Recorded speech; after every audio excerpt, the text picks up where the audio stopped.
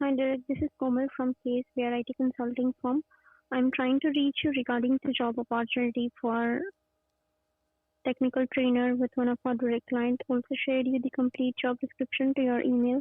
If you're interested or available in the job market, please give me a call at 310-862-4041. I repeat, Big Pun, it's nice having 310-862-4041. Thank you. Have a Big Pun, blessed it's day. nice having you on the show. Big Pun, it's nice having you on the show. Over here in Amsterdam. You just told me you're Puerto Rican. Big Pun, it's nice having you on the show. Over here in Amsterdam.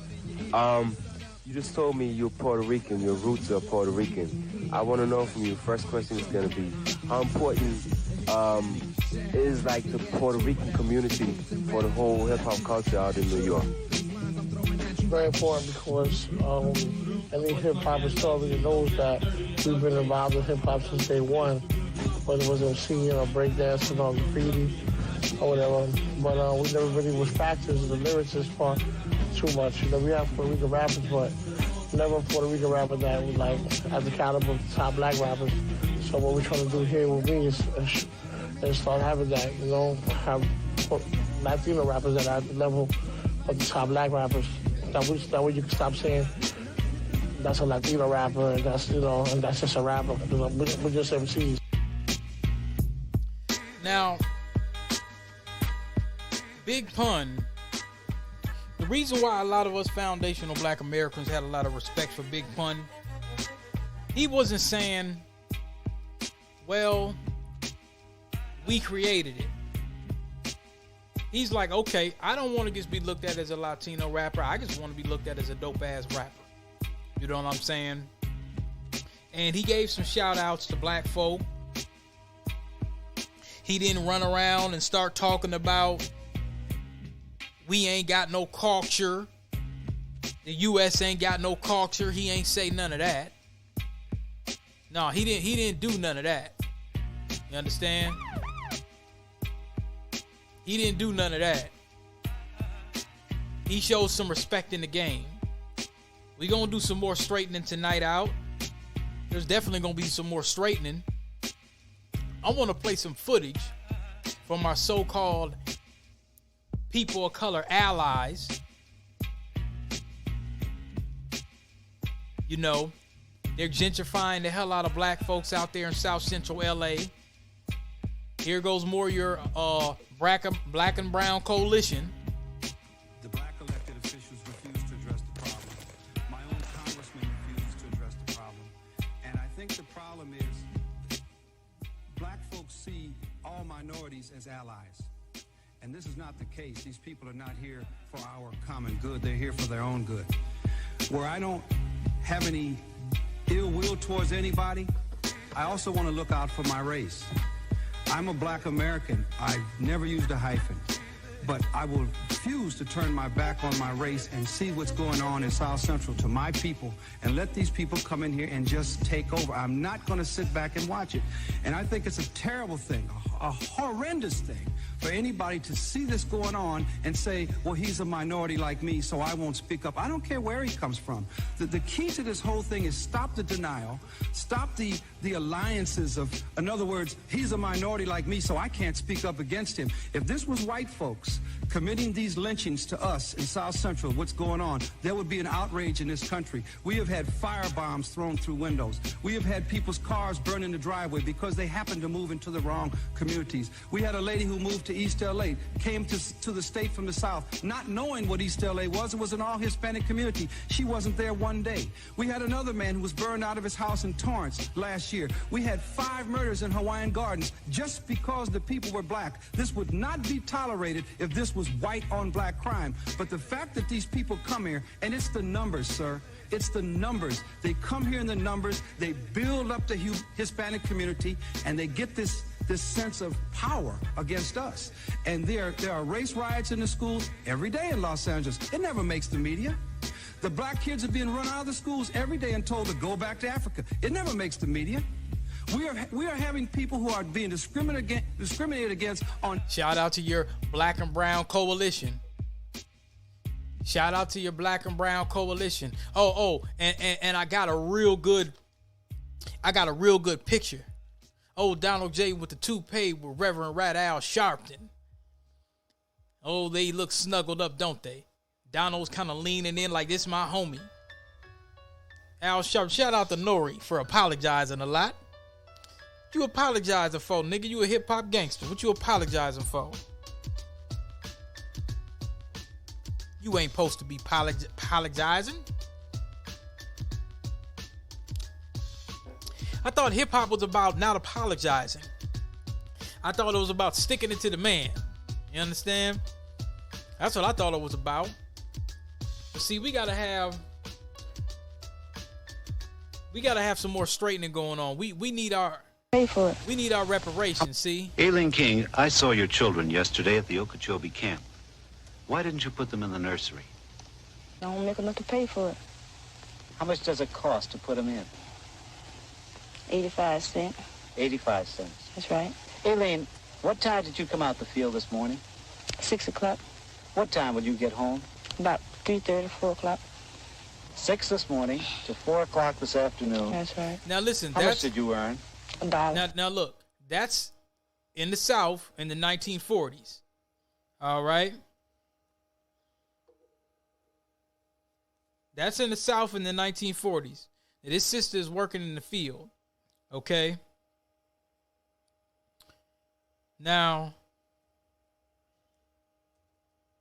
this is in the last few years. Okay?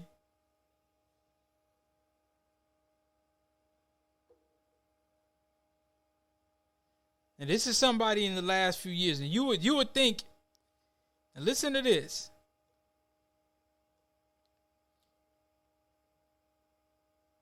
This is Mushmouth. Intertwined. They're endowed by their creator with certain inalienable rights. Hold on, wait a minute.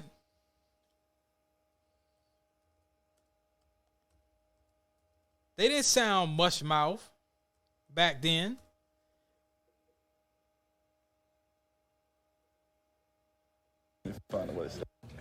Guilty.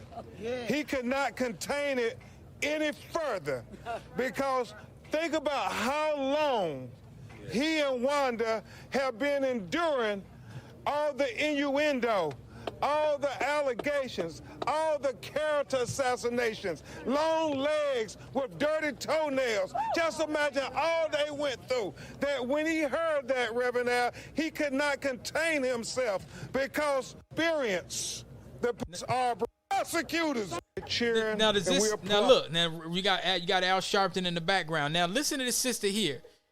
Who sounds sonically and phonically better? $1? That's right. $1. Is that because the beans were of poor quality? That's right. Has this happened before? That's right. How much will your food cost you today? About $2. Aileen, how old are you? 29. How many children do you have? 14. How old were you when you first started working in the fields? 8. Now, you see the difference? And look at these Negroes. Okay, hold on. Reverend Al Sharpton addressing a crowd of pastors. Let's listen in. To you, but he's a child of God, and God promised if we stand up. Oh my goodness. He'd rise us up. And that's why we're in Brunswick today. Because we represent a God that... Yeah. Mushmouth Negroes, I tell you. Hold on. We need our 21 years reparations. in the field. That's right. She don't sound like Aileen, that, do she?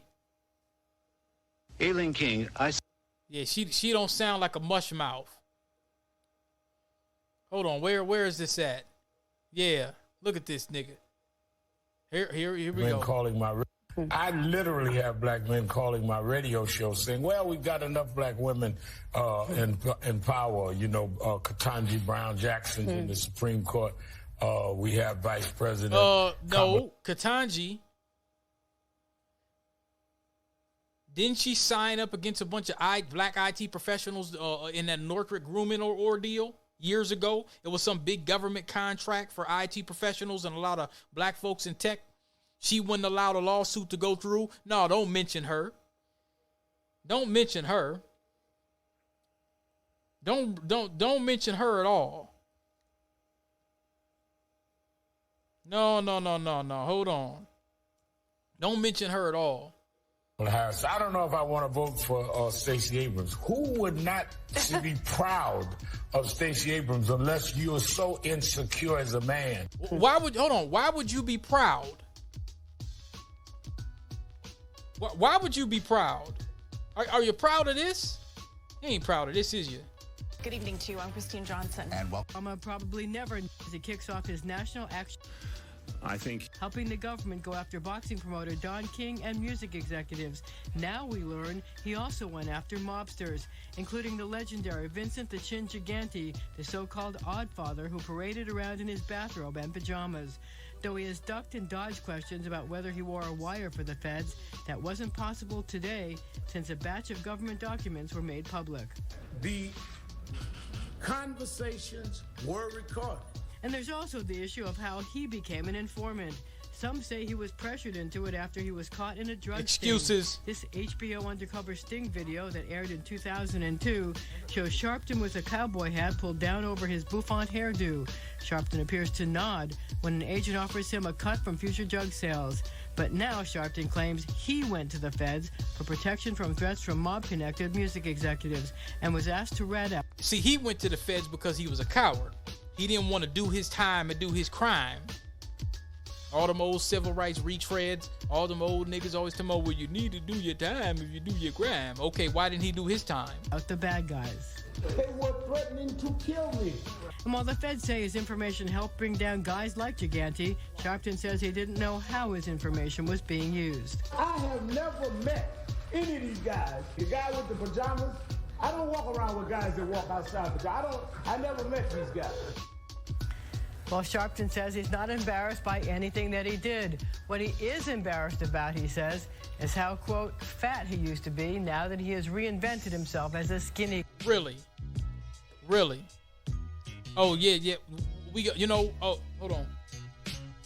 Let's talk about something before we go on. We're going to get back to you, Al. There's a certain piece of garbage I want to shout out. Let's shout out to this nigga here. A 26-year-old man accused of killing his girlfriend's 17-month-old daughter this week made his first appearance in court today. Our Barrett Leone was in Ramsey County Court this morning and joins us with the latest. Barrett. Shayla, Terrence Leslie is charged with second-degree murder, and today Ramsey County Judge Adam Yang set his bail at $2 million. Now, to recap, Maplewood police found the toddler in an apartment Tuesday night with severe burns. She died that night, but according to an autopsy, her cause of death was from multiple instances of trauma. Authorities believe Leslie abused the little girl and his girlfriend. They also believe he videotaped the abuse. Leslie does have a criminal history, and that's his former mugshot from a previous arrest in Hennepin County. But if he's convicted of this crime, he could face up to 40 years in prison. His next court appearance is December 1st. Our Barrett Leone reporting. Thank you so much, Barrett. You know how I feel about the megalomaniacal, masochistic mainstream media, but here's the thing, all right? Damn Google Chrome went down. Restore, nigga, restore. Chrome didn't shut down correctly. Damn it, man. Yeah. Now we gonna get back on you. A 26-year-old man accused of killing his girlfriend's 17-month-old daughter this week. We gonna get back on you, Reverend Rat Al. We ain't done. Hold on. No, we ain't done with Reverend Rat Al. But let me say something real controversial tonight. When niggas like that do shit to kids, why don't the police shoot niggas like that? You know, they lynched Mr. Floyd on 38th in Chicago because he passed a $20 bill, and they say that the nigga was high. That's the reason why they killed him. Right? The defense says that it was fentanyl, right? Kanye said it was fentanyl, right? Okay? But they don't do nothing to niggas like this. Now, I'm hearing reports that the baby had scars that were already healed. So my suspicions is maybe he raped the child or something like that and tried to burn the baby. And why ain't the mama arrested? Why ain't the hood rat ass of mama arrested? Let's go deep into this. I want to know her name too. No, they gonna get the smoke too. Beaten to death by mom's boyfriend. Boy, I tell you, niggas in St. Paul, Lord, St. Paul, I told y'all in my a couple podcasts before, domestic abuse, Ramsey County galore. What's up with these niggas in St. Paul, man? All right, so this nigga was living with her. He don't look, when I'm looking at the mugshot, it could be an old one. He look like he don't give a damn, but I don't know. I think the last mugshot, I'm not sure. This might be an old one. 7:30 p.m. And if it was somebody else, then why ain't this nigga in jail? If he didn't do it, or if the mother didn't have anything to do with it, why ain't he in jail? Oh, yeah. Oh, hold on. We're going to get back to that in a little bit. Talking about we ain't got no culture. Busta Rhymes. Nigga, we got culture. Now, it says Leslie claimed he was running hot water in a bathtub for the toddler, but left to tend to his dog. Now, why is these women letting these niggas bathe their children? That wasn't his child. He then heard a splash, found the child in the tub, and her skin was peeling off as he dried her off. Okay, why was that bathtub so damn hot? However, officers saw the tub was dry and there's no towels were even damp. Additionally, the hot water didn't seem hot enough to cause the toddler's injuries. Now, at the hospital, a doctor told police that many of the bruises on the toddler's body were old. I was just talking to my grandmother about this earlier today when I was over south. A sign of ongoing abuse, which means that the mother, her hood rat ass, probably with her horse hair, probably was allowing this nigga to do this shit. Additionally, fresh bruises were found on her face, and doctors found blood behind her eardrum, indicating a brain injury. This is very serious, people. Castle Black folks on the Negro Nights Watch. I'm going to employ something that probably isn't the best thing to say, but we're going to have to speak truth to power. Maybe we need to have a little vigilante justice in this city. Eventually, the mother said Leslie is abusive. They still haven't named her. In the past few weeks, he assaulted her as she held the child, and some of his blows hit the toddler. However, the mother said the child was fine when she left to work on Tuesday. So the blows hit the toddler, and this hood rat still let this nigga be around this child. It says when investigators searched Leslie's phone, they found videos of him swearing at the child, yelling at her to stop crying, and noises that sounded like him slapping or hitting the child. The complaint notes the child is swelling, bruises, and other apparent injuries in the videos, and some appeared to show the child unresponsive. Additionally, the complaint states Leslie's phone had an internet search about the degree of burns caused by boiling water. So this nigga boiled water. You know how hot that is? Ramsey County Medical Examiner's Office ruled the girl's cause of death as multiple traumatic injuries due to assault, and noted that she had several external injuries as well as brain bleed, lacerations to her thymus gland, liver, adrenal gland, broken forearm bones. The medical examiner also found injuries consistent with sexual assault. Damn it. Minneapolis, St. Paul.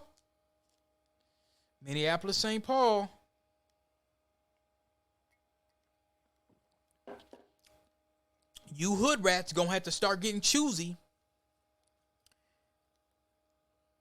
You hood rats gonna have to start getting choosy. See, this is the problem right here. I'm gonna play the problem. This is the problem. This is the issue. This is the issue right here. INDEPENDENT. Do you know what that means? This is the problem right here. Yeah. Old girl wasn't shit. Her mama probably wasn't shit. Her daddy probably wasn't about nothing. He's probably one of these old niggas from the civil rights generation or the 80s babies that was from directly from a bum ass nigga from the civil rights generation. Yeah, this is the issue right here. What you hearing right now.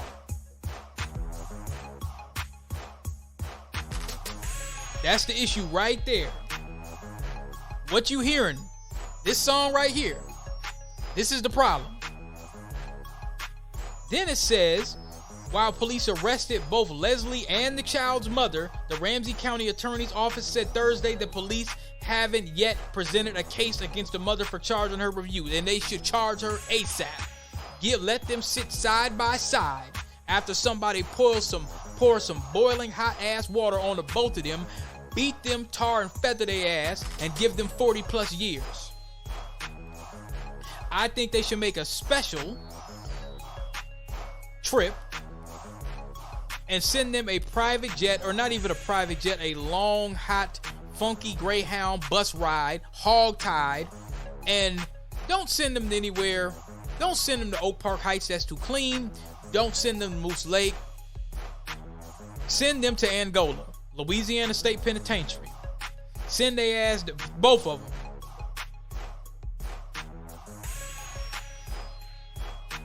INDEPENDENT.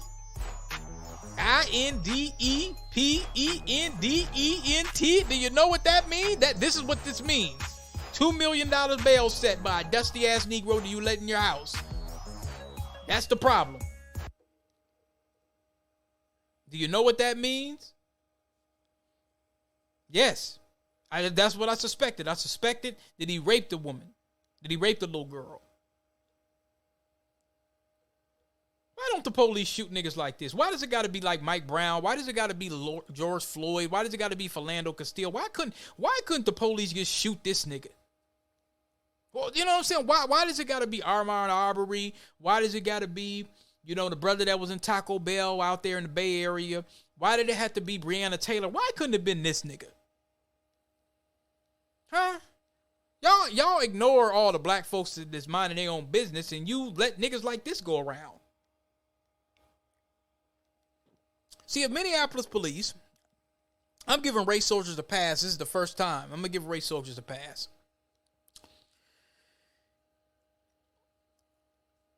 I would have no problem whatsoever. I have a zero tolerance. Y'all know how I was getting down when that nigga was shooting through the walls over there off of Franklin and shit and hit the kids and all this. Yeah, I don't give no passes. None. I have no tolerance for serial hood hitters at all. None.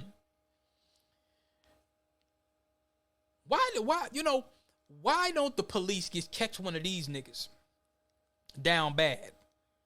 Pull their ass over and gun them down. I would have no problem with Negroes like this. None whatsoever. You burning kids. He probably threw this, I remember the Lavinia Johnson situation. The sister that maybe I'll play that for a little bit. Maybe I'll play a little bit of from that documentary. I'll play that after a while, after I get back to Rev Rat. But Lavinia Johnson, I believe, was that 2004, 05, or was it 09, or was it 03? Or she was a sister that went out there to Iraq, I think. And she had been raped. They had put acid on her genital area, so she had been raped, and they tried to kill the evidence. So he probably raped this toddler and tried to burn the toddler. You know what I'm saying? And lied, and old girl was co-signing this shit. This piece of shit never needs to see the light of day, and I think you should just send this nigga down to Angola. 26 years old. Do y'all remember maybe about 6 months ago when I went through all the Ramsey County, all the situations where there's a lot of shit I talked about, and then you looked up, it's a domestic. It's these dusty ass niggas with these dusty ass broads, and they bring them around their kids. Now here's one dude by the name of Alex Mingus. Shout out to him. He calls the race soldiers out. The police gave him an award, and he called them out. I appreciate it. Look, he pulling off the shirt saying, I feel like I smash white supremacy right in front of the St. Paul police. That I have. I'm a certified firearms instructor. I work in this high school in Minneapolis. I'm a dad and a husband and a wonderful community member. That day, 9 of your squad cars raced past us as I was flagging them down. It said in the letter you sent me. And that was a potential of 18 people. 18 people could have stopped to help preserve life. But 18 people chose to go to a potential threat. And I recognized the man had a pistol and we didn't know what he was doing. I do appreciate the recognition, but I won't keep this stuff. This will go to my mom and this will probably go to my son, because I'm very uncomfortable being here with you guys. I do not rock with the police. But I appreciate you giving me the opportunity to say these things. And I just want folks to know that they don't keep us safe. We keep us safe.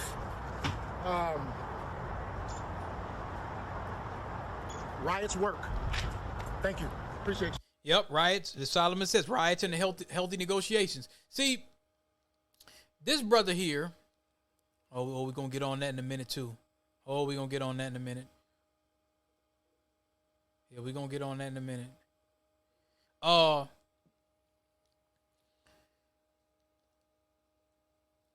don't know the backdrop of this story, but it sounds like there was somebody out there with a pipe or whatever the case may be, and they were basically trying to flag the police down like, man, y'all ought to pull up. What's going on? You know what I'm saying? And maybe this brother stopped something, or, you know, he sounds like he's solid.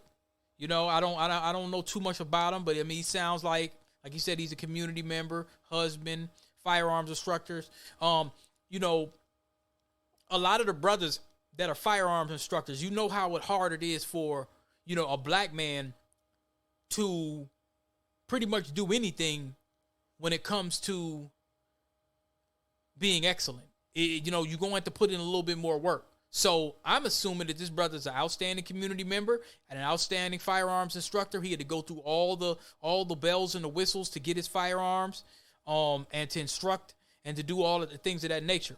So I'm going to assume that this brother has went above and beyond, because I know myself has had to go above and beyond to get to the point of where I am. And I'm still not where I need to be. However, like I said, I'm not going to say nothing about no police brutality. I ain't going to say nothing about no, well, you know, why they doing niggas like that? When you got dudes out here that's doing stuff like this to toddlers, when you got guys out here that's doing that, I have zero pass. I have no pass. When you have this, when you got that going on right here. And see, this is these kind of women that, you understand? No disrespect to Webby. I fuck with Webby. I fuck with Lil Fat and Boosie. I fuck with him. No shame in the game. I love Louisiana, but nah, see that right there. IEN, you know, one of them little feminists and shit like that. You know, yeah, she probably one of them too. Got this dusty ass nigga living with you. You got this dusty, rusty piece of shit from St. Paul that done killed your baby. She needs to be charged too. She should walk right into jail. You don't deserve to be free. You should feel you should serve some time. Oh, well, he was beating me and he beat my ass. Harpo beat me. Harpo beat me. Nigga, hold on, nigga. Wait a damn second. Harpo beat me. Yeah, hold on, man. Harpo beat me. Nigga, if you was like Oprah back in the day, that was the most gangster Oprah. That was the most gangster. Color purple weed, Danny Glover, colored blunts.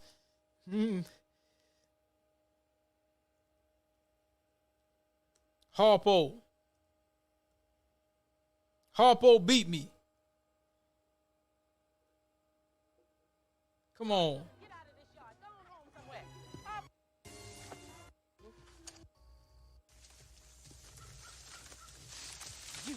Harpo to beat me.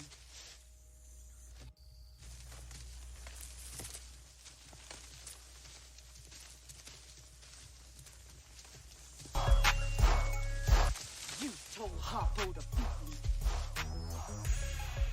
It was that me, Papa. Old Joy? Old Joy to me? I had to fight my... Bust my lip. I had to fight. Kicking and bucking, hitting it right there. Bust my eye, bust my lip. All my life I had to fight. I had to fight my daddy. I had to fight my uncles. I had to fight my brothers. Girl, child ain't safe in the family men's. But I ain't never thought I had to fight in my own house. Man. I love Harpo. God knows I do.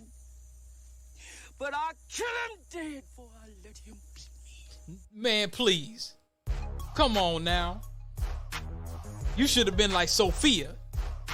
Well, he was beating me and he was... They ought to charge that bitch with second-degree murder right with that dusty-ass serial hood hitter. INDEPENDENT. Do you know what that means, Sophia Harpo?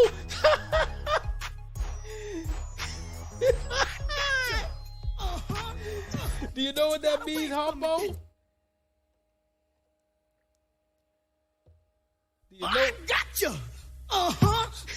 You thought you got away from me, didn't you? Harpo beat me. I'm telling you, she should have been like Harpo. I'm saying she should have knocked the shit out that nigga that first time. You know, he was beating her. He was a dusty ass nigga, couldn't get no money. Yeah. He wasn't, he couldn't get no money. He couldn't get no bread. He couldn't get your daily bread. You know, he couldn't get no money. Probably was, and you see where they were living at. Let's go. You see where they were living at. Let's go to where the place is. See, this is. Hold on.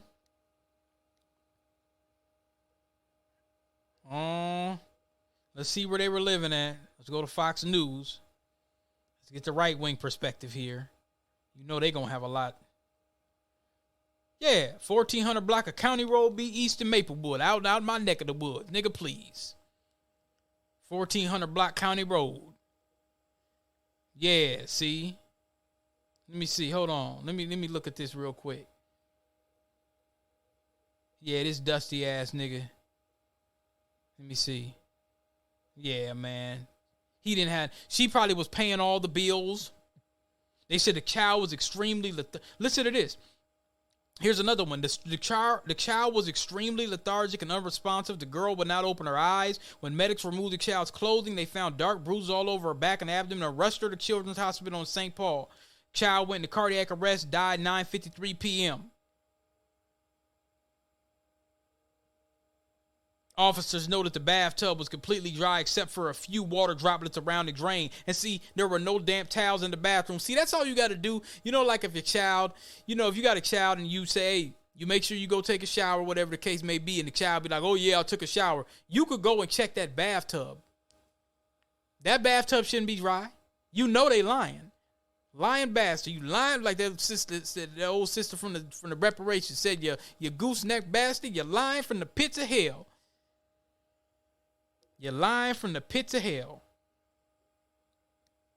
A search of Leslie's phone uncovered a Google search about the degree of burns caused by boiling water.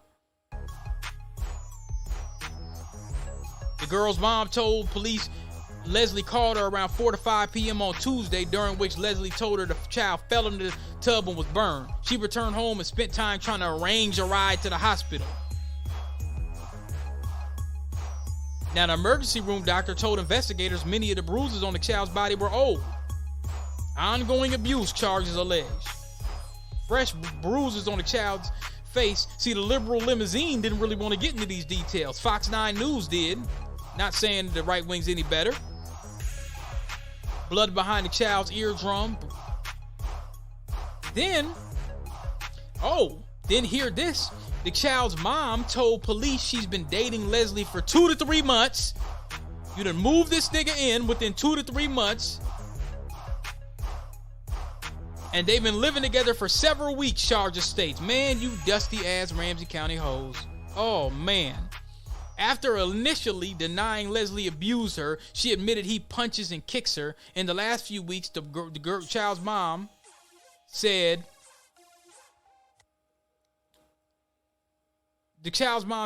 Leslie assaulted her while she was holding the girl, and some of the blows struck the child. She told police she was physically fine when she left her in Leslie's care on Tuesday. So I told you again, this dusty ass nigga ain't got no job. She was working. His bum ass was dating this nigga for 2 to 3 weeks. What's up with these hoes in Ramsey County, man? This nigga was adjudicated delinquent with threats of violence in Hennepin County in 2009. He was adjudicated delinquent in Hennepin County for being ineligible for having a pipe in 2012. He was charged in 2016. He was charged in 2016 with first-degree murder and second-degree murder, but found not guilty. Convicted of having a pipe in 2017. Man, can y'all bring Chauvin out, man, for 24 hours so he can whack this nigga and go back to Oak Park? Damn it. I got you. You thought you got away from me, didn't you? Damn it, man. Shit. What's up with the serial hood hitters? Where y'all at, man? Where's the shitty cousins at for niggas like this? Huh? Where's the shitty cuz niggas? I bet he's a Biden voter. I bet you that nigga's a Biden voter. Oh, we ain't done with you. No, Harpo. And that's a hook print. Heaven lasts always. Girl, you ought to bash Mr. head open and think about heaven later. You hear that? Girl, you ought to bash Mr. head open and think about heaven later. She should have been like Sophia. There's a lesson to be learned here. Hood rats in Ramsey and Hennepin County, there's a lesson to be learned. Got brothers like Mike Brown and Philando Castile. They in their grave, and this nigga's alive. Killing toddlers. Serial hood hitters, what y'all got to say about this? Smoking Dead Ops Twitter, what y'all got to say about this? Let's get back to Reverend Rat Al. Let's give it back to Reverend Rat Al. No, we ain't done with Reverend. We ain't done with the Reverend. I'm going to remind you.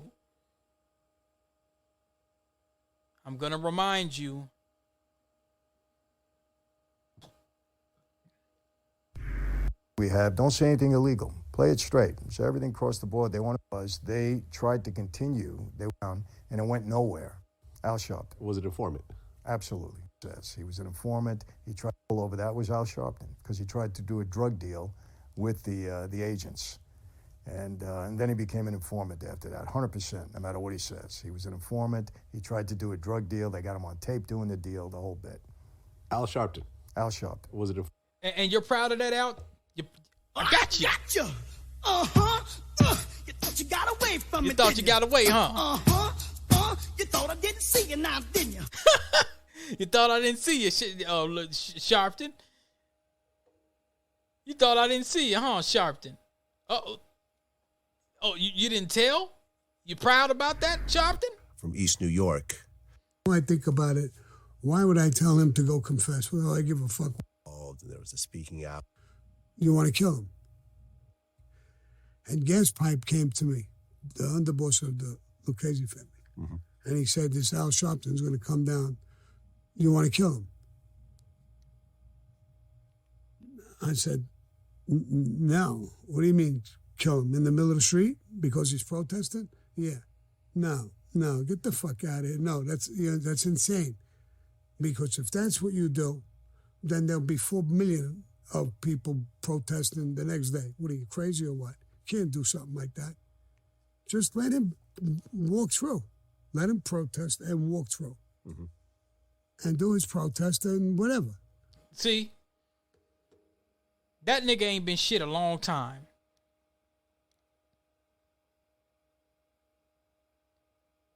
He ain't been shit a long time.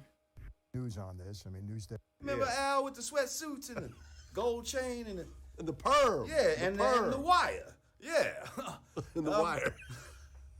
But in the black community, we've known that about Al for a long time. Like, we've then talk about Al, wearing wires and fucking with the feds. Okay. Like, I didn't know that. Not Everyone calls me the feds. So if you call... Shit. Yeah, nigga. Yeah. Reverend Al Sharpton has Reverend Rat denied Al. reports that he was an FBI informant. Documents on the Smoking Gun website show that Sharpton recorded conversations with New York crime bosses during the 1980s. I didn't even know this. Look, the New York Post, Reverend Rat. Al wore wiretap for FBI versus the mob. Damn. I didn't even know the New York. I've been calling this nigga Reverend Rat Al for a few years. I didn't even know that the New York Post actually had this on the headlines. Boy, I tell you, the mainstream, the megalomaniacal, masochistic mainstream media been stealing the niggas' lines, man. They stole my liberal limousine down memory lane. New York Times. No, that's the New York Post. Reverend Rat. New York Times. Sharpton is linked to spying on the mob. Daily News. Al was FBI mob snitch. Man, that's with the perm. Dope deals to perm. He reportedly was known as confidential informant number 7. But Sharpton says he was a victim. He says he called the FBI after he was threatened. Sharpton admitted recording some conversations, but said he was never told he was an informant. See, with Negroes like this, y'all, what they do is they'll do some little activist shit for a little while, and then they be doing little grimy ass shit like that. NOREs walking shit back, apologizing for yay. They were saying something about Howard Stern, right? They were saying something about Howard Stern. We gonna get to that in a minute. Let me give him a little reminder. Yeah. We ain't got no culture. Oh yeah, we got culture, nigga. On a downbeat. Fuck Howard Stern.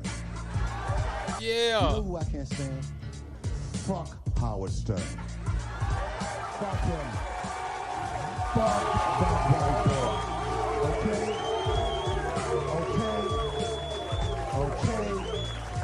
Okay. This is being recorded. I give less than a fuck. I don't like that white boy. Because he didn't say some outrageous shit, but his skin is white. If I was on a radio show and said the shit that white boy said, they'd come down there and blow that motherfucker up, okay? They let that white boy say, America likes that shit. Fuck him. That little maid, Robin the maid. The maid, the bed wench. Hold on, didn't he have a black woman as a co-host? No, I'm serious. You gotta fuck the bullshit. You gotta be upfront with it, okay? Because it's real. I don't like that white boy because he. Yeah, man. Yeah. He's been talking slick about foundational black Americans a long time. He said something slick about Magic Johnson not too long ago, some years back. Talks some stupid shit, and he says stupid shit when it comes to black people. I don't like it. And I ain't gonna be quiet. I'm not gonna play no little game. He don't want me on the show. He's scared to death of me. Fuck that.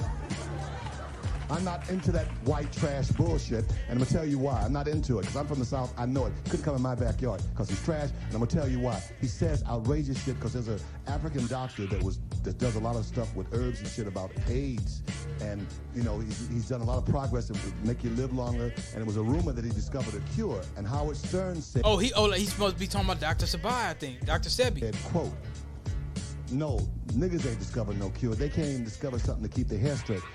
He says wild shit like that. And I told Robin, I said, you go back and you tell that motherfucker, I said, oh no, niggas have a cure for that too. We will fuck all the white women and make sure all our kids' hair is straight. Oh!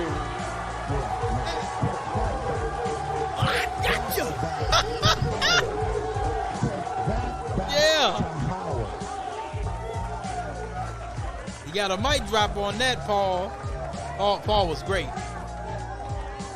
Paul was great. That was a Dr. Francis Cress Welsing mic drop right there. I gotcha. Yeah. No, man. No, we gonna get on the river. Hold on. Let's see. Let me pull up some more footage to remind y'all. This wasn't too long ago. Boy, I tell you, these Negroes. Where is this? Hold on.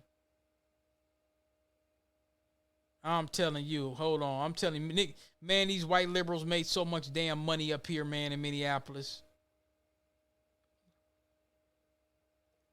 Now, this is 2 years ago. And Listen Reverend, to this. now, let's talk about a theme that's coming up in this department. And yet, when I heard an interview yesterday of a city councilwoman from Minneapolis, she kept being pushed by the CNN reporter as to whether this meant actually abolishing the police department or reforming the police department. Her non-answer suggested that defunding the police is in many ways recommitting the funding toward things like community policing, like mental health intervention that does not involve... No, reparations, Reverend Rat. Reparations. He don't want to say reparations. They gave this old perm pimp, poverty pimp ass nigga, they gave this nigga a big ass check so he don't say the words. Reparations are tangible for the descendants. Of policing as we know it and putting a lot into police training. I don't think that anyone other than the far extremes is saying we don't want any kind of policing at all, any kind of public safety. It's to reinterpret how we do public safety and to reallocate those resources in ways that solve the problem in the areas that I just outlined. Oh, do you mean solve the problems like this? Hold on, let's pull this up. Let's pull this up. Hold on. You mean solve it like this? Hold on, where is that?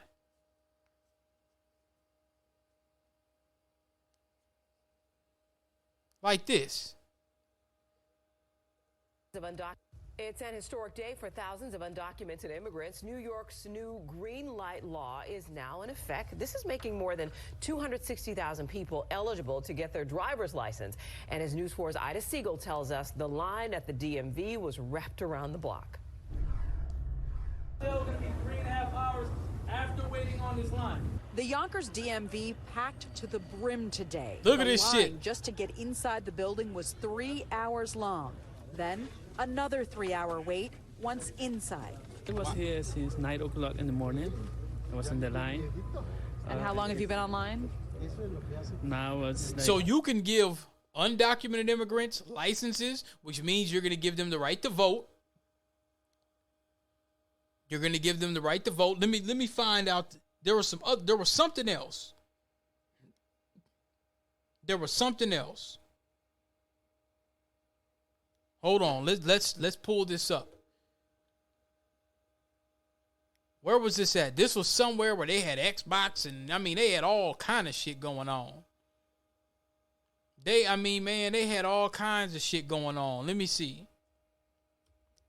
Let me see if I can find this real quick. I know the black media covered this. Let me see if I can find this real quick. Hold on. Let me see if I can find it. Let me see. I think I sent this text to somebody else. Hold on. No, we gonna get it going. We're gonna get it going. It's ridiculous.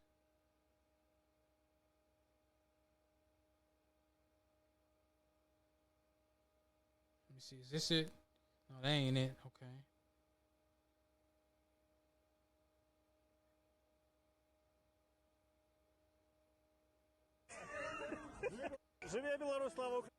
Oh, listen to this. This is in Ukraine. This is a bunch of white guys in Ukraine with Klan robes. That's where our tax dollars is. Somebody found this footage. Somebody found that's where all our money's going. And then here's some other information. 7 black councilmen supported in D.C. These are the politicians. The Black Authority pointed this out. We need to put faces on the politicians in D.C. who give illegals the right to vote in D.C. Chairman Phil Mendelson, Kenyon McDuffie, Anita Bonds, Robert C. White. Y'all look these Negroes up. All these Negroes We want to give illegals the right to vote in D.C. to undermine us. That's what they want to do.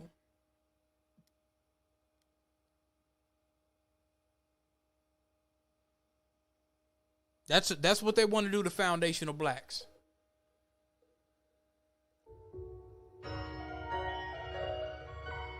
That's what they want to do to us. But they ain't got nothing for us, huh? Speaking of which, I want to tell y'all about a little story. Don't talk tech for a little bit, okay? And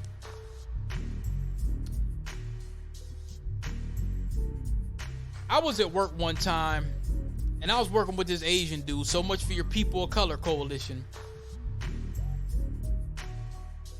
I remember Ice Cube was trying to get something for the descendants. Ice Cube went to the Democrats. The Democrats were telling him, "Nah, holler at us after the election." He's like, "Well, nah, I'm trying to see what's going on now.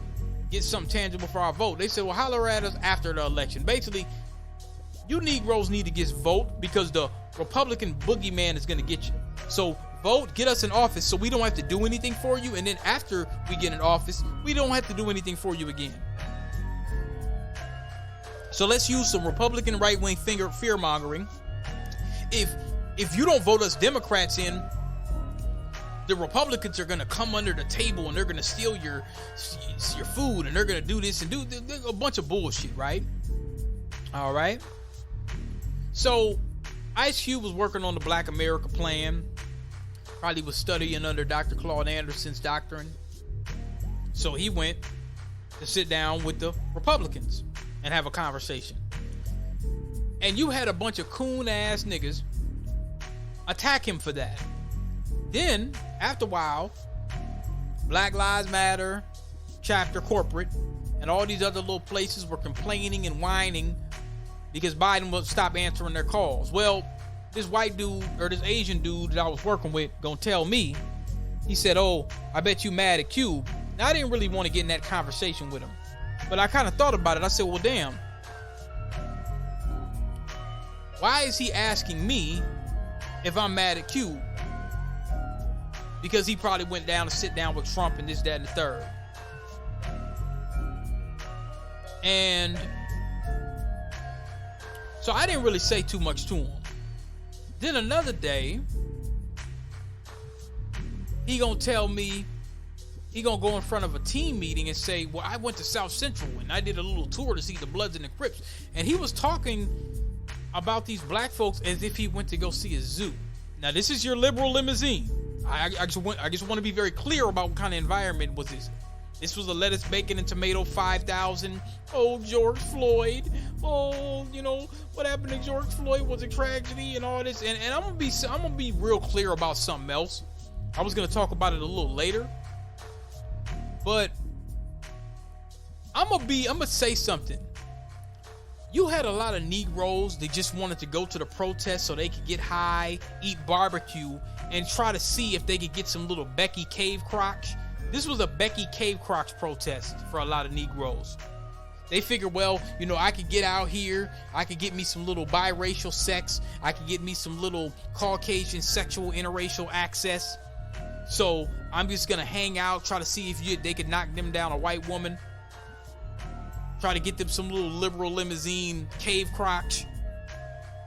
That's what they thought they were gonna do. They thought that they were just gonna be able to go out there, smoke a blunt or two, like it's a little Woodstock. A lot of people were at the protest doing shit like that. I'm not talking about the real deal Holyfield people, but you had a lot of Negroes that were just there for there. Hey man, you want to go to the protest? Like it's a party or some shit. Nah, nigga, I don't want to go to the protest. What the fuck is you calling me talking about am I going to the protest like it's a club? This ain't no club. You know what I'm saying? Production by YSP, Cadillac Music. That's that organized noise sound. This shit sounds great. I'm gonna have to look and see what else stuff they got. I'm gonna have to purchase this track. But yeah, I mean, when you have it to where people start feeling like, well, it's a club and this, that, and the third, and that brings me to something else too, since we're talking about it. I guess Jim Crow Joe and the Do Nothing Democrats, I guess what they're saying now is, well, let's see if we can get a little bit of Negro support. So I seen an email that I received, and it said something about White House initiative on advancing educational equity, excellence, and economic opportunity for Black Americans. And they started talking about this cut your student loan debt. Now, they don't talk to any other race like this but us. But when they say educational equity, excellence, and economic opportunity, well, if you want to give me some economic opportunity, you could give me a $30,000 business grant and say, okay, you got an LLC, you got a business plan, or you got an already working business. You could show that you got a website together. Let's look at your PayPal. I mean, there's ways that they can allocate direct tangibles to the descendants, to Black folk. They could easily do that. Even if they just want to say, man, you got a business, not on no PPPL shit, but just on some, hey, you got a real business. You know, you probably made a couple grand last year, but you got an LLC. You see what I'm saying? Give this nigga 35 to 50 bands. Not none of this old scholarship bullshit or, oh, we're going to cut your student debt and all this kind of, because the Supreme Court's fighting against it now. But see, this student debt thing is for everyone that meets the financial criteria. But if you look at the email and the banner, they show Black folk. You see a brother that looks like he's helping his son do homework. You see two young sisters and brothers looking at a globe. All these beautiful pictures of Black folks. You see a sister and a brother here that looks like they graduated from college. You have a Black universal family of a sister and a brother with two of their children, and then you see another sister on the far left that looks like she's in a classroom writing on a chalkboard. So they're framing it as if Black people are getting the sole benefit of this, and they're not. All right, a picture's worth 1,000 Mona Lisa paintings. You understand? That's how I see it. And see, I seen something else that somebody sent me. It was some apply for this job and that Windows, VMware, and Citrix administrator, site reliability engineer, senior public cloud engineer for Azure and AWS, and all of these places are in India. So they're still hiring heavily in information technology over in India. You know what I'm saying? So that kind of throws me off. So, you know, shout out to Locks and Chic Loops, nigga. Yeah. Hey, yo, let's get papers and pop more with holes up in skyscrapers and condominiums overlooking our drug capers. Hey, yo, let's get paper and pop more with holes up in skyscrapers. It's King Rabbit, I rap it, I pull a drug caper. Cocaine City, cold as a dope fiend titty. Selling Fetty so I can front up in the 850. Man, hey, I'm gonna tell y'all, and I'm gonna take this I'm gonna look at this from unbiased view as a self-proclaimed hip-hop historian myself.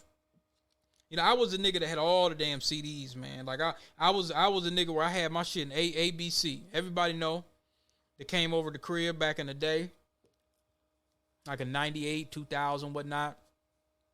I used to have all the CDs in alphabetical order. Straight up, I used to have all my CDs in alphabetical order. Straight up, I used to go and buy CDs every time they came out on Friday. Sometimes you go to Universal, you might be to get that shit on Monday. Y'all know about going over there to Universal and Digital City, nigga, get that shit on Monday. See, a lot of people don't know that. The record stores used to get them CD. Man, that shit was a beautiful thing. You go over north and you get the niggas, I ain't gonna say who they were, but you know, you used to go over north on Broadway and you get that shit on Monday. CDs come out on Friday, but you get that shit on Monday. You pay the niggas $20 a CD. That's how we used to get a lot of that Lil Boosie and Webby CD. And we used to get shit early. They sell the shit early, man. That shit, I'm telling you, man.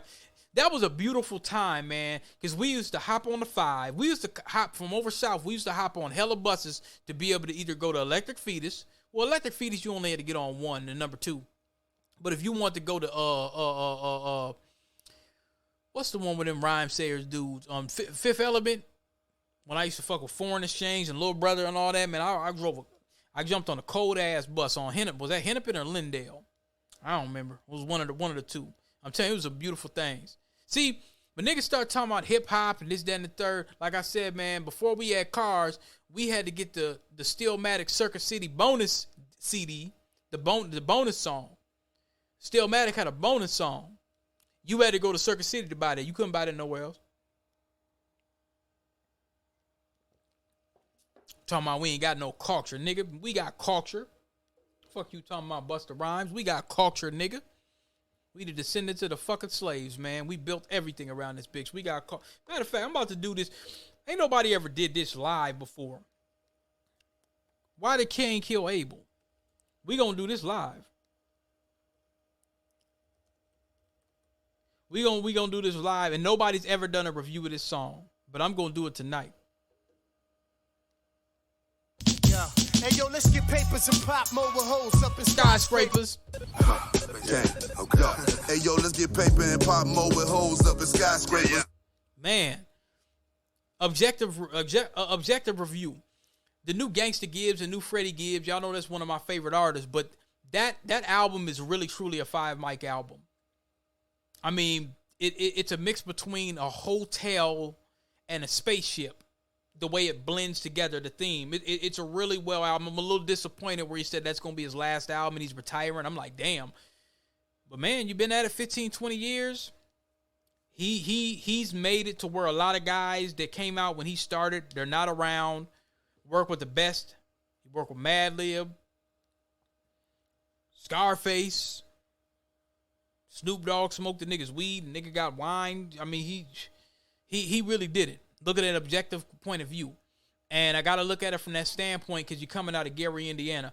Ain't nobody came out of there except the Jackson 5, man. Janet Jackson don't say shit about Gary, Indiana. Nobody don't give a fuck about Gary. Gangsta Gibbs, shout out to Gangsta Gibbs, man. I bought like 5 of them damn albums. I sent one to Solomon. Sent one to my brother. Like I sent one to Jay in Atlanta. Shout out to him.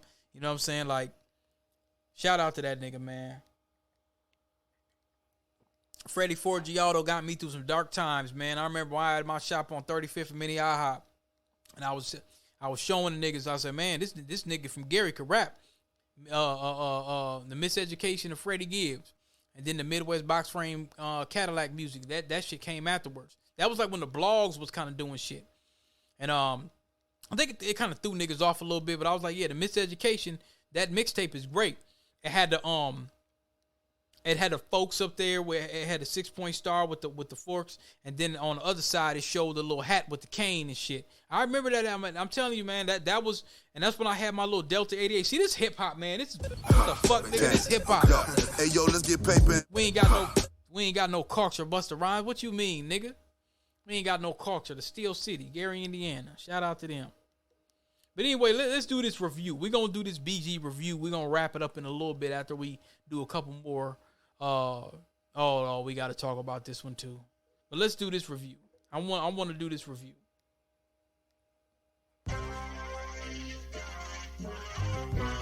Now, here's what I like about this song. People don't really rap like this too often. They don't rap like this too often, man. The way he slowed it down, and I mean, it was cold. Manny Fresh did his thing on that. But you probably had people in your life like this. Now, this you got to think about it. This album came out many, many years ago, man.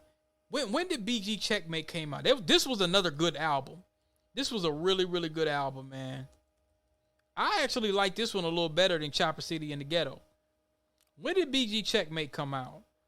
Damn, man. I was still in fucking high school when this shit came out. Gold album. This is when you went gold, 130,000 the first week. Nigga, when you sold 130,000 in the first week, man, you was... Yeah, I mean, gold back then, even though you went gold, people talking about platinum. Nigga, if you go gold, that's crazy because I just went to New Orleans, man, and I guess I was listening. When I was in New Orleans, man, they was playing They was still playing Soulja Slim. They was playing Bootsy Badass and Soulja Slim down there on Bourbon Street, I believe that was. I'm telling you, man, that you got to get down to New Orleans. Oh boy.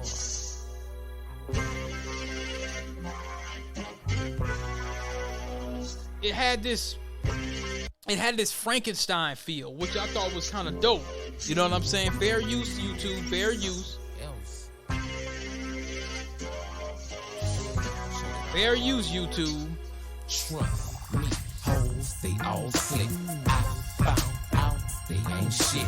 Almost was played by my main bitch. Oh boy, she tried to pull one off quick. I'm paper chasing, trying to get rich. So he was out there grinding, getting his money together and stuff like that. And he just dealt with some little dog ass broad. You know, they just wasn't respecting the grind and stuff. On a 60-day tour with my clique. So 60 days. So this nigga was gone 60 days trying to get his bread up. He hit me while I'm on the road and was like, big shit bad, cause mom spent a few nights. So then she says, okay, mom spent a few nights. So here comes that hood rat shit, cause mom spent a few nights. Okay, so now mom comes. Mom ain't got no husband. IEDN, know what that means? See, mom ain't probably got no husband. So you know what that means. That means bring everybody and their mama through. That's what that sounds like. I say, yeah, it's cool, but nah, check what this whole do. So you already know what she gonna do. She gonna bring everybody else in. Slickly moving mama in my house. Cause picture the whole while she put out. Now that ain't even the half of it. Oh, so it sounds like her mama was already put out. So you know a lot of times when a nigga comes to ask, hey man, could I come stay with you for a little bit? Well, damn, fam, what happened? Well, you know, man, life is kind of miserable. You're like, okay, nah, this, and you trying to be the voice of reason. Like, man, I'll look out for fam. You know that this nigga done fucked up. You know that somebody done did some nigga ass shit, and now they trying to come stay with you, pulling on your heartstrings, your shirt on your sleeves. Ain't even the half of it. With mom come 2 nieces, 2 nephews, 2 cousins. Oh, to mom, 2 nieces, 2 nephews, 2 cousins. So, okay, nigga, you got 2, that's 2, 4, 6. 2, 4, 6. You got 2. I got you. 2, 4, 6. That's 6 niggas, man. So that's mama. Hold on, you got the hoe first. You got mama. Okay, that's 2. That's 2, 4, 6, 8. That's 2, 4, 6, 8. That's 8 niggas. That's 10 motherfuckers. Let's just round it off to 10. They done got comfortable in my shit. Churn on flush the toilet after they piss. He said churn. He said churn. Don't flush the toilet after they piss. That's some nasty ass shit. Pile kids jumping and playing, breaking lamps, wasting food and leaving stains. Breaking lanterns, wasting food, leaving stains. So that means that this hoe that he fucking with, she ain't even cleaning up behind him. Mine laying in my lazy boy. Kids jamming tapes in my VCR. He said kids jamming tapes in my VCR. That's how you know it was back in 2000. Niggas still had the VCR. Now hold on. Let me see. The DVDs was just starting. Niggas was just starting to fuck with the DVDs, but I think I was still fucking with Blockbuster around that time. Yeah. You know, Blockbuster.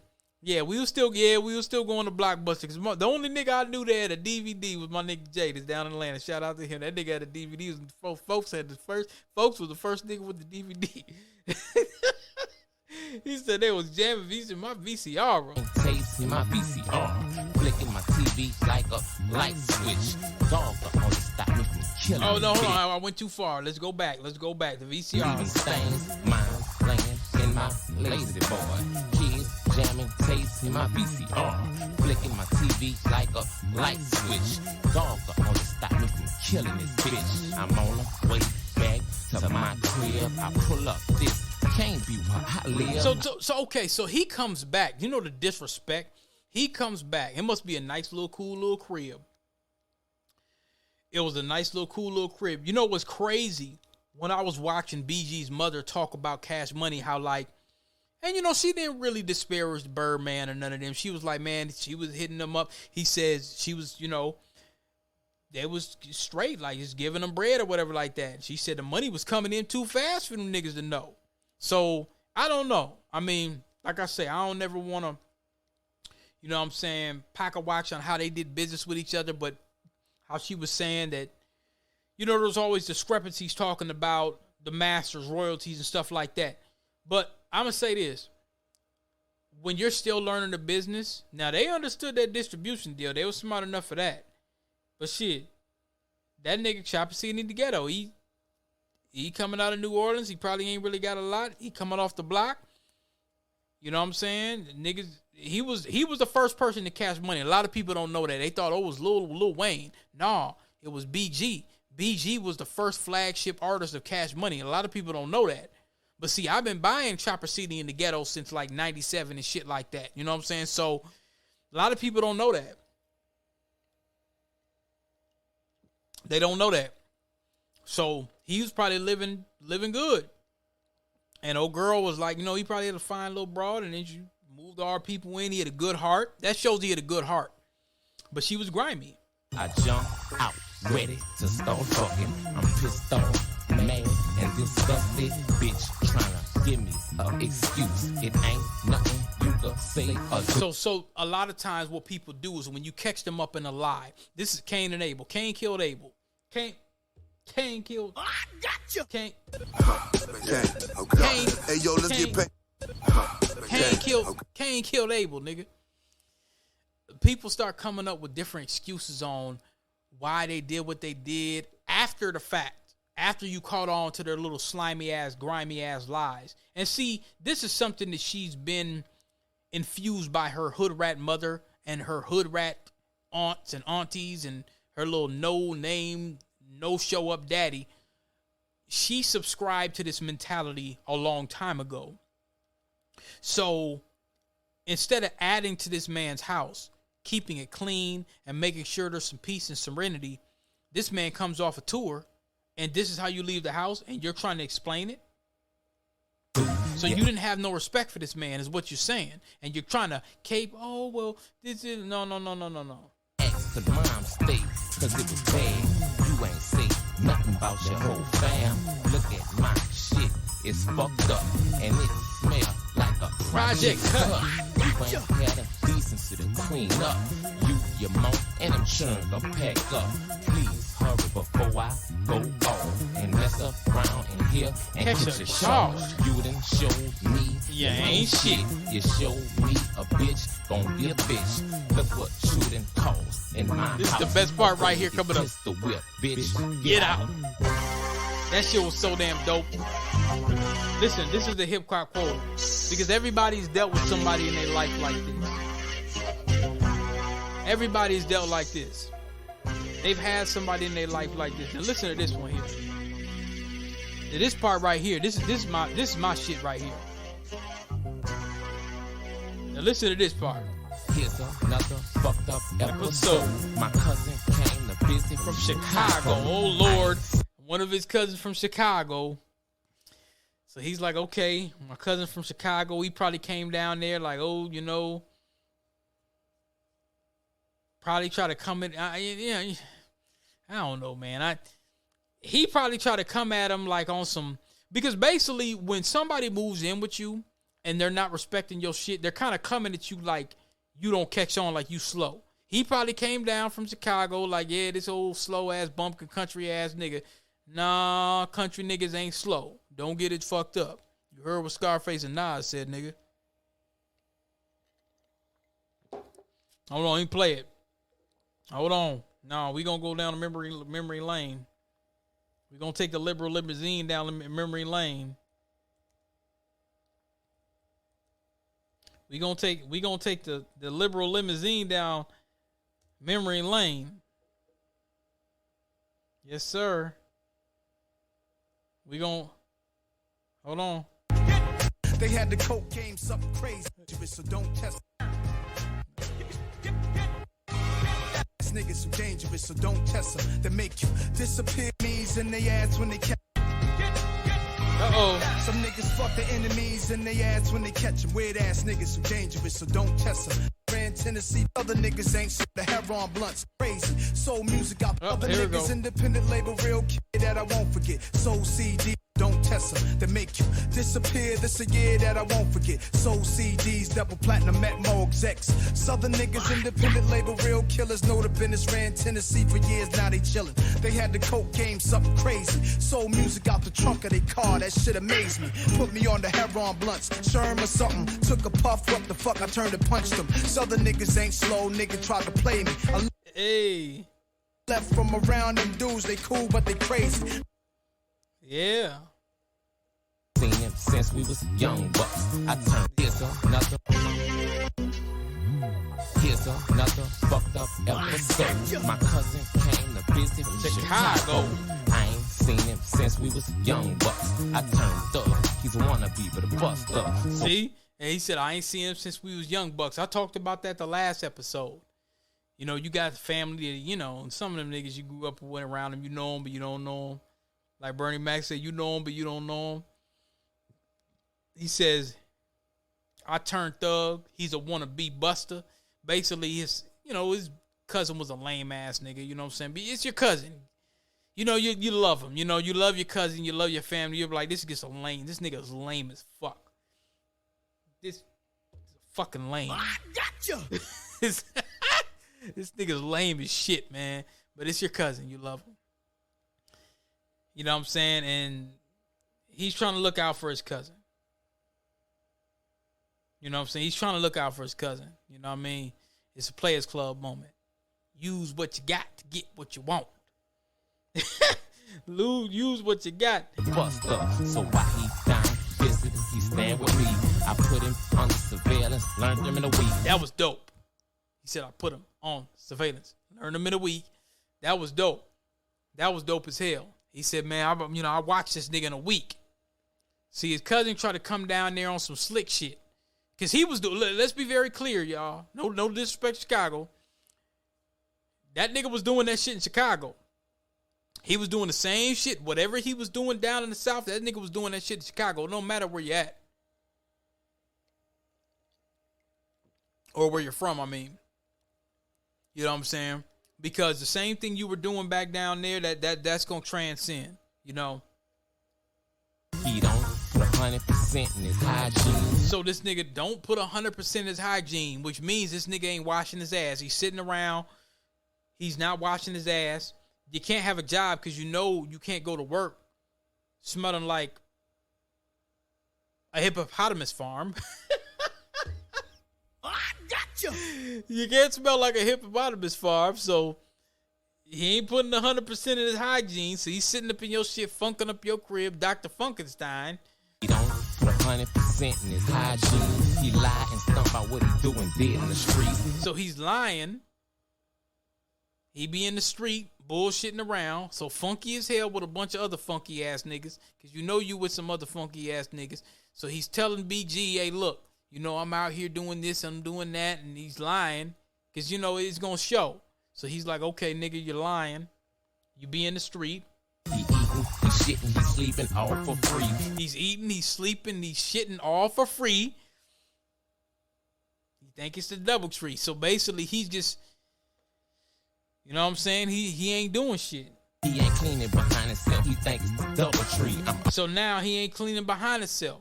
So he's just leaving shit all around. He's doing the same shit he was doing in Chicago. He's doing just like that hoe that he was dealing with. I'm telling you, this is a fucking classic. This is a classic fucking song, man. It's a classic. He's sleeping all for free. He ain't cleaning behind himself. He think it's the DoubleTree. I'm almost to the Perms to ask him what's happening. But I know he gets smart. I'm gonna slap him. So he says, okay, I'm at the point to ask him. He don't really want to ask him about what's going on. He said, I'm at the point to ask this nigga. He said, but I know if I ask this nigga, he's going to get smart and I'm going to slap him. He said, as soon as this nigga says something smart, I'm asking him a question like, hey, man, what's going on or whatever, and he going to start getting smart. I'm like, okay, I'm going to slap the fuck out this nigga. I would do the same thing. I'm asking my cousin, hey, man, what's going on, whatever. Niggas start getting all mouthy with me, I'm going to slap the fuck out you, nigga. You eating, you sleeping all for free. You ain't cleaning behind yourself. You think it's the DoubleTree. So I done flew you down here from Chicago. You're lying. You ain't putting 100% in your hygiene. You know what I'm saying? You doing all this the most. And then I'm at the point to ask you what's happening. And then you want to get smart. But I know if you get smart with me, I'm going to slap you. He knows. He be like, okay, I'm doing all this shit like that. And this nigga got the nerve to get smart. Yeah, that nigga, I'm going to slap the fuck out this nigga. I gotta leave him by himself for the weekend. I got to fly to handle business in Cleveland. I jet and this nigga go through my phone numbers. Call him, tell him I got a surprise party, come over. So that's crazy. So this nigga must have went through his address book. I used to have an address book, man. Yeah. Hey yo, let's get papers and pop mobile hoes up the skyscrapers. I used to have this little address book. I have everything in it, man. I ain't gonna get in detail. I had everything in it, man. So that nigga went through the address book, that old black address book from the Dollar Tree. Happened that I'm finished a day early and decide to fly back home and check on this bitch. So he went to Cleveland, Ohio, got done with his business early, come back home early, and he probably thinking his dusty ass cousin from Chicago was thinking, well, I got a couple of days to kick it or whatever. So he comes back to his shit. Niggas all up in this shit, man. You damn near gotta move. I get there, I'm fucked up, my shit packed like a nightclub. Sofas ripped, tables broken, it's full of weed smoke. This nigga got it coming, every tooth in his mouth. I'ma knock out, I can't believe what he done to my house. I'll tell you, this was a great song. This was a great song. I'm quite sure that you've had situations like this before in your life. I'm quite sure you've had situations like that in your life, man, where people have come and they just, you know what I'm saying, they take kindness for a weakness. I mean, it happens all the time. You know what I'm saying? It happens all the time. It's just a part of life. It's one of the spectrums of life. You know what I'm saying? So it's personal, but then again, you know what I'm saying, when it happens to family and things of that nature, it's very, very personal. Now, I want to say, before we get into the tech and close out, let's see if YouTube is going to ban me. There's a site called Children's healthdefense.org. And I think one of the Kennedys that are still alive talks about it in a lot of the I'll call it the venomous injections. That's what I'm gonna call it from now on, because they might start using certain words and stuff like that. But there was an article that was written by Suzanne Burdick, PhD. She's a reporter and researcher for The Defender based in Fairfield, Iowa. All right. And she said Pfizer taps Marvel's Avengers to push the poisonous injection booster to kids. Now, they've customized Avengers comic books that urges people to become an everyday hero by staying up to date with the latest Pfizer poisonous injection, I'll say. All right. And I'm looking at it on Pfizer Incorporated. And I'm trying to see if I could find that same tweet. Let me see if I can find that same tweet. But here's the old tweet. It says, when Ultron wreaks havoc, the Avengers act as the first line of defense. People can help protect themselves by staying up to date with the poisonous injection. To get a first look at Pfizer, BioNTech, and Marvel's comic book. So yeah, that's real foul. Because kids are very impressionable, and what they're going to do is they're going to say, hey, Mom, Dad, did you see Ultron? You know, Ultron, he went and got his... And why the hell would Ultron need a poisonous injection? This nigga's a robot. This nigga's a cyborg. All right? Why would he need something like that, okay? But I think that's really, really foul. I really do. It says here on this article that the marketing collaboration comes amid sluggish uptake in the U.S. and Europe of Pfizer's fall Omicron-specific poisonous injections, according to the Daily Mail. Which on October 6th reported that fewer than 1 in 20 eligible Americans have received the injection.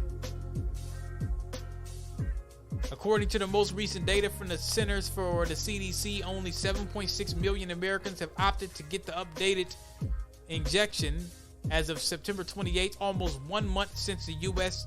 Food and Drug Administration on August 31st granted emergency use authorization for the new Pfizer and Moderna injections, and the CDC's Advisories Committee on Immunization Practices on September 1st authorized the injections.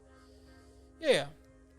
A lot of folks ain't falling for it, man. We need more information. And I think as Americans, we need to be asking for more information. There's nothing wrong with asking questions. I think it's a damn shame that we live in a society where we can't ask no damn questions. We should be able to ask questions. That shouldn't be misinformation for asking questions.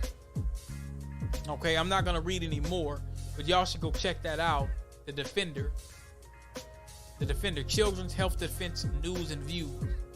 We should be free to ask questions, all right?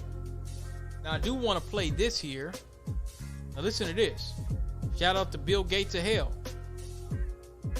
Going back to Vietnam, Vietnam doesn't have anything.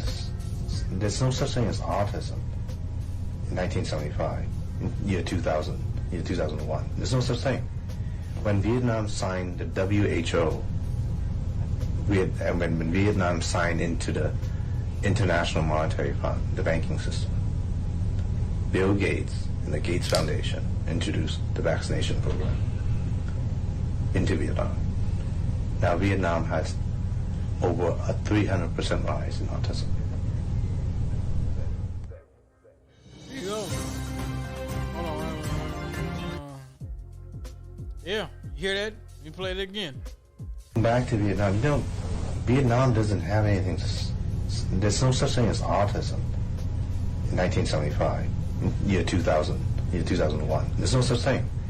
When Vietnam signed the WHO, when Vietnam signed into the International Monetary Fund, the banking system, Bill Gates and the Gates Foundation introduced the vaccination program into Vietnam. Now Vietnam has over a 300% rise in autism. That sounds like eugenics to me. What y'all think? We have to start speaking the truth no matter what. Because at the end of the day,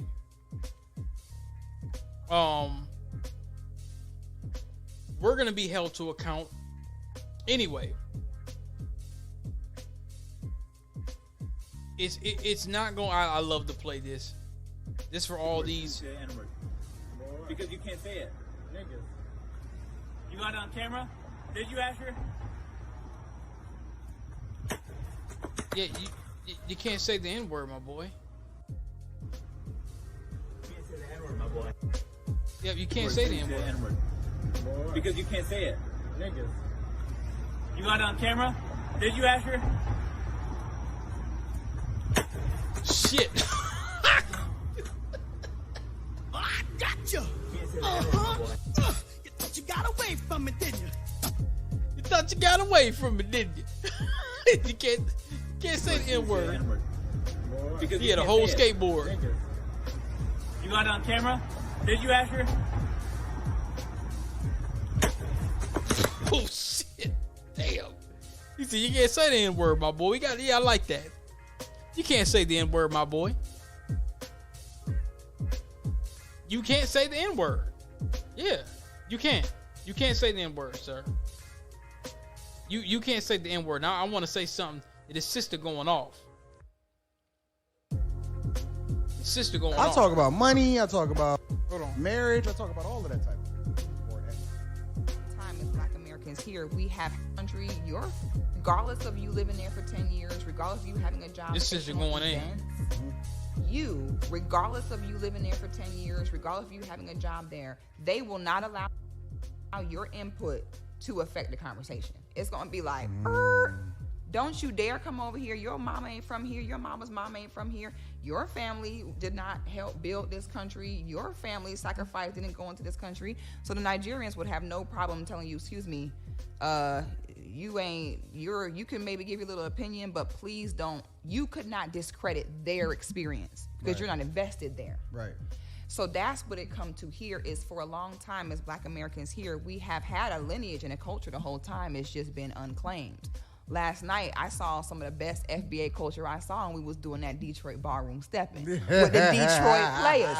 That's foundational Black American culture. So it's interesting to me that for so long, we have been sold this concept that we don't have a culture or that our culture is future, and the whole time... Yeah, we ain't got no culture, Busta Rhymes.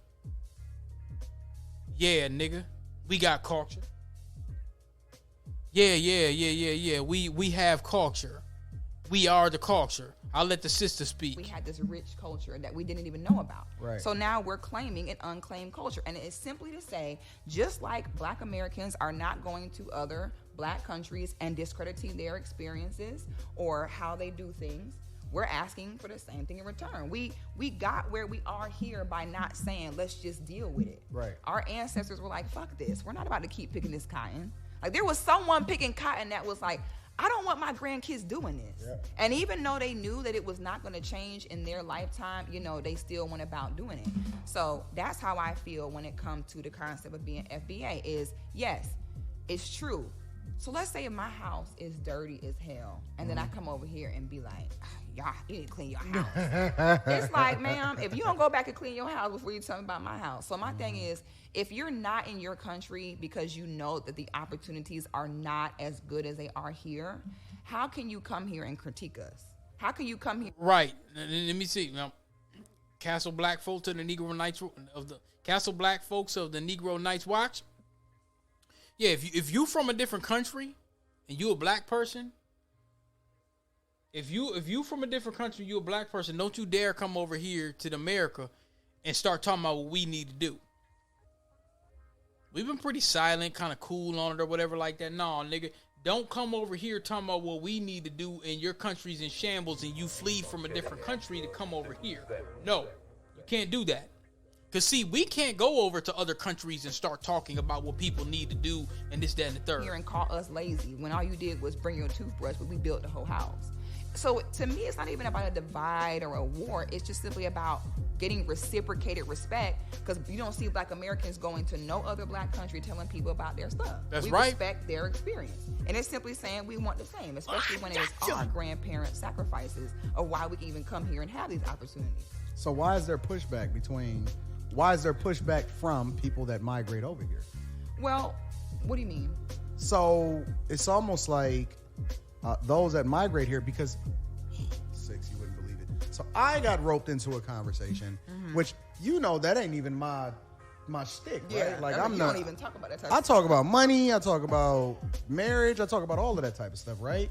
But I got roped into it simply because of what was happening or what's happening down in Florida and Texas and Arizona, and they flying out. Oh, with the migration. Yeah, they flying them over to Martha's Vineyard and New York and a lot of these other cities. Not our problem. That's not our problem. Not our problem at all. And our tax dollars shouldn't go towards it. You shouldn't be an illegal immigrant coming in here getting Xbox and all types of hella medical care and this, that, and the third on the foundational freedman's dime. No. Cities, right? Not at all. Nope. No. Absolutely not. Let's see. What else do we got here? Real quick. Listen to this. Hold on. Nah, I don't agree with this. I don't agree with this. Immunization practices is expected to add the COVID-19. So here's an amazing story that's been effectively buried. This week, the CDC's Advisory Committee on Immunization Practices is expected to add the COVID-19 vax to the list of required childhood vaccines. If this happens, your children will not be able to attend school without taking the COVID shot. Fine with me. Now, the problem is there is no medical basis for this decision whatsoever. Even the CEO of Moderna has just admitted that most people do not need the booster. In fact, in this country, it's like 4% of adults have gotten the booster because they know now. We're quoting, "It's going to be similar to the flu," he said. So what is this exactly? Dr. Marty Makary is a man we trust. He's a professor at Johns Hopkins University. He joins us tonight to assess. Doctor, thanks so much for coming on. Is it an overstatement to say there's really no medical justification for this? Well, there's certainly no clinical data. They've got data from 8 mice on the Omicron vaccine in young people. Eight mice. 8 mice. Okay, so we're men and mice. Is that what we doing now? We got men and mice. Okay, all right. That's crazy to me. Let's get to the next subject real quick. I skipped over it. Now, shout out to my bro. Shout out to my bro Titan 70 bands, from going from 40 bands to 70 within a matter of a couple weeks. I took the Microsoft AZ900 Azure training, and I was told that it's basically based off of more definitions. It's based off of basically knowing what's going on with the cloud more so than anything, and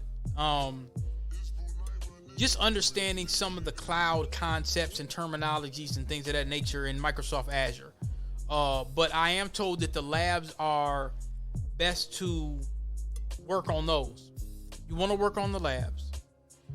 That way you could start really getting your hands dirty for some of the more advanced certifications. But there was a big spat online about this. Now, I see this post with this guy that says, I've been working 3 jobs remotely. How soon do you think they'll find out? I'm up for a promotion at one of these jobs for staff engineer, and I'd really like to keep it. So one of his jobs, they say he's making $600K, the next one $350, and the other one $280K. So he's knocking down $1 million, is what he's saying. And then on the Insider, a tech CEO calls overemployment trend a new form of theft and deception after firing 2 engineers secretly working multiple full-time jobs at once. Now, a LinkedIn post shared by Canopy CEO Davis Bell is sparking controversy for shedding light on the growing trend of overemployment or secretly working 2 remote jobs at once. The post went viral Friday after Bell said Canopy, a mid-sized software company in Utah, recently fired 2 engineers who were secretly working 2 full-time jobs simultaneously. Overemployment has soared during the pandemic, with some saying it allows them to make up to $600,000 a year during a period of inflation and soaring housing costs. Well, that's America. I don't know what they're upset about. So this is what what Bell said. To me, this isn't some fun new social trend. I don't think nothing's about fun, sir. He said it's a new form of theft and deception and not something in which an ethical, honest person would participate. The post prompted backlash from several corners of the internet, including the subreddit Anti-Work, with some users saying that tech CEOs like Jack Dorsey and Elon Musk were lauded for working at multiple companies at once, while regular workers were punished for it. So see, this doesn't have to do anything with ethics, because you see, this guy knew full damn and well as a CEO that these guys were doing the same thing as us little lowly people were doing. So it's all big capoeira. Others speculated that the engineers may have been working 2 jobs to make ends meet, which is probably what they were doing. So you big time 1% CEOs, y'all could do it, but the little people can't, right? In an interview with Insider, Bell said that comments along these lines mischaracterized his company's situation, adding that one person upset by the post even called his cell phone and said they hope the CEO dies in a car crash. Oh shit. I got you. I got you. Yeah, I don't think that man should go that far, but okay. Now it says big salary. It says big salary engineers from big tech companies that are coming into Utah because we now offer this remote work experience, and getting employed and not working, that's not ideal anywhere, he said, but it's really damaging at a medium or a very small tech company. Bell added that it's not accurate to compare these specific employees with lower income people picking up extra retail or night shifts to pay for necessities like food and clothing. He says this is someone who works for a really, really large tech company, so you know they're really well compensated there, he said, adding that the fired engineers were making between $130 and $140, so he started explaining a little bit to clear it up. I don't know anybody that's making $150,000 at a tech company, me personally, but he says making $130,000 and $140,000 at Canopy on top of their other full-time jobs. I think it's pretty clear they were looking for an extra stream of income without really doing much work. Well, I don't know, man. He said, Bell said Canopy discovered the first engineer was secretly working a second full-time job after 2.5 months of poor performance, which has been flagged by the engineer's teammates. After repeatedly missing meetings, not completing work, and keeping their camera consistently off, the employee was called into a meeting with human resources to discuss the issues. Bell said, soon after, the company noticed that the engineer's LinkedIn profile was being changed to private, he added, and that he didn't have Canopy listed as their current job. Bell said this prompted Canopy to send an employee verification request to the engineer's former employee, which confirmed that they were still working there. Now I think that was pretty slimy. You know what I'm saying? It's like, okay, if you're going to fire the motherfucker, fire his ass. But why, you know what I'm saying? But this nigga's already working there. Y'all want to go and do motherfucking Inspector Gadget and all that. Man, hold on. Let me get just... You want to do some Inspector Gadget shit. It's kind of like, we may have to do a little series about Inspector Gadget, man. I mean, I think that's a little bit, you know, you ain't got to do all of that, man. Like, you being motherfucking secret squirrel, nigga. You ain't got to be doing all of that. Like, come on, man. I gotta holler at Titan for that old Inspector beat. Did he tripped up? I don't even know where that is, man. Look at Inspector Gadget, man. This nigga's trying to be Inspector Gadget. Like, man, get fired, the nigga, man. You ain't got to be doing. Yeah, you ain't got to be doing all that. You ain't got to be Inspector Gadget. These niggas sent an employment verification request to the engineer's former employer. Y'all lame as hell. The second engineer showed similar red flags before they would even started the position. That's interesting. Bell said the HR told the person directly that the company was not okay with the dual full-time employment. An employment verification request soon confirmed HR's hunch was correct despite the engineer's initial denial. Both employees fessed up to the rules after they were confronted with proof. Bell said he believed holding two synonymous 9-to-5 positions were different from having a side hustle or moonlighting. I don't know what that means. Adding that many employees at Canopy had multiple passive income streams or passion projects. The CEO himself is a startup angel investor, a gig he took about 1 hour a month. I don't believe that shit. Then he said, that's like getting to the heart of Western capitalism, he told Insider. When you're doing that, you're taking your job away from someone else. You're also hurting the people who you're working with because they're responsible for deliverables and they end up working more. I get it from an ethical standpoint, but I don't believe you, white man. I don't believe you. When he said he's dealing with angel investing, nah, you checking your emails, doing your angel investing during your fucking Canopy work. I don't believe that. I believe it's Big Capoeira. Big Capoeira, nigga. Go Gadget go. I got you. Go Gadget go, nigga.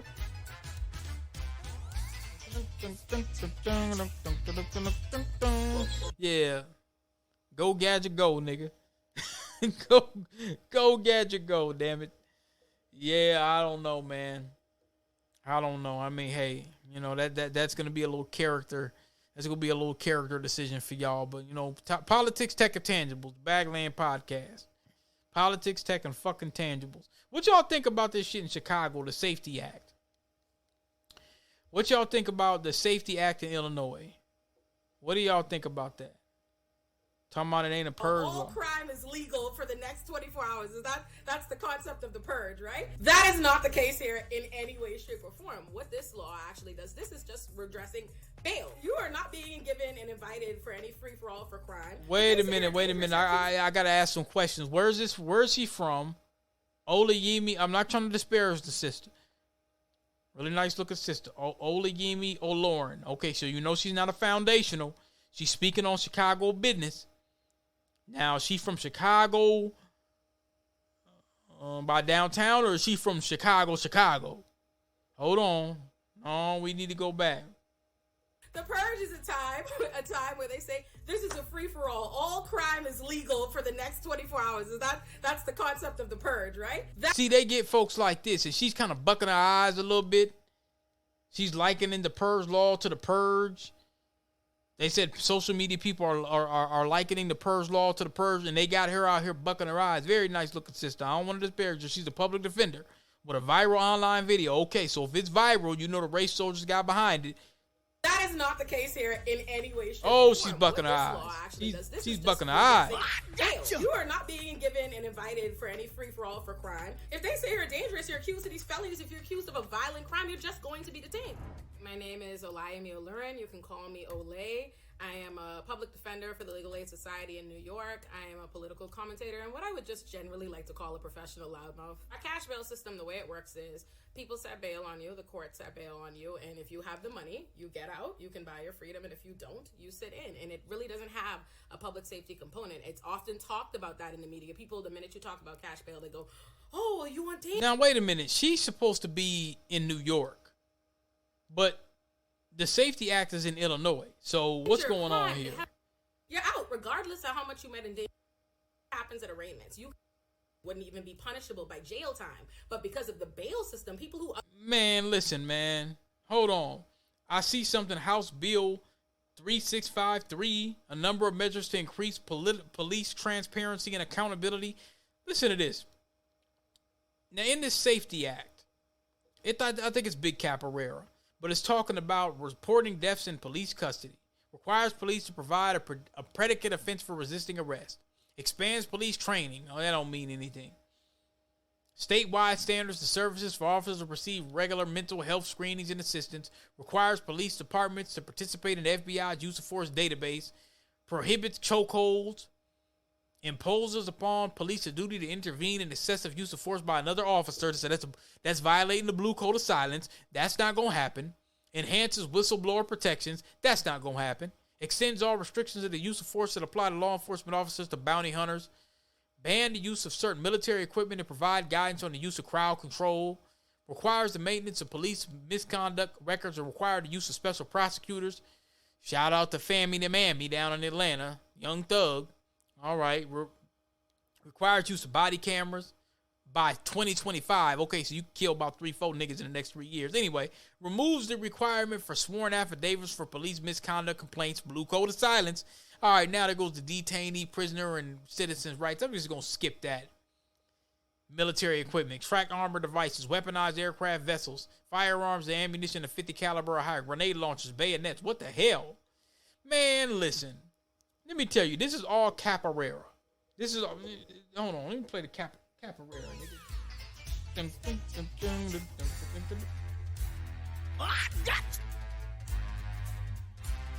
the bomb comes in a little. No, man. No. No, I'm not believing that. It's all big capoeira. Y'all gonna release a whole bunch of this. What you gonna do? This what you gonna release? I'm gonna tell you what you gonna release. You gonna release.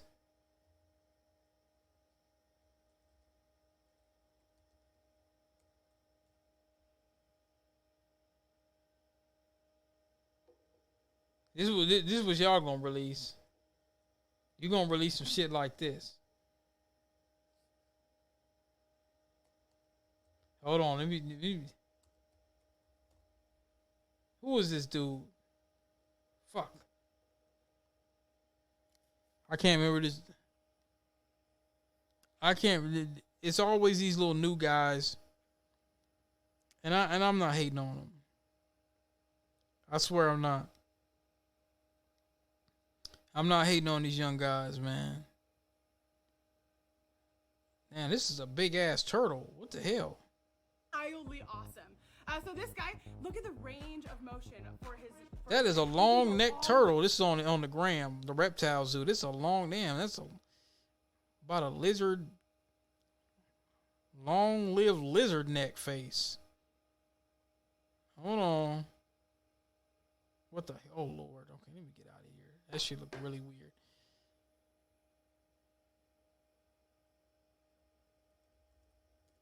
This is who they gonna release. This is the kind of music. This is the kind of shit that they gonna release. Hold on, let me see if I can find it. He talking about slime or something.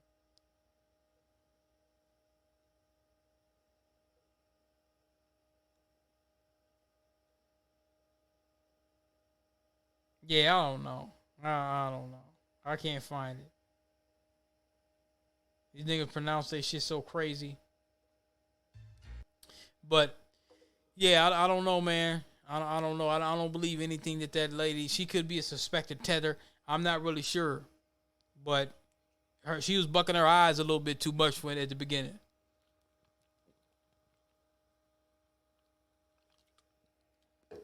It looked like one of them early eye bucking things. So, hey, we gonna do this again, y'all, soon. I really appreciate everybody coming by and taking a look. We had a lot of stuff to cover tonight. And you know what? We covered a lot of ground tonight, so we'll do something again soon, all right? I appreciate everybody, coming by, listening and everything. I think I'm going to start announcing more black-owned businesses maybe next time. We didn't really have a lot of time to do it tonight, but let's keep it going. Make sure you like, share, and subscribe.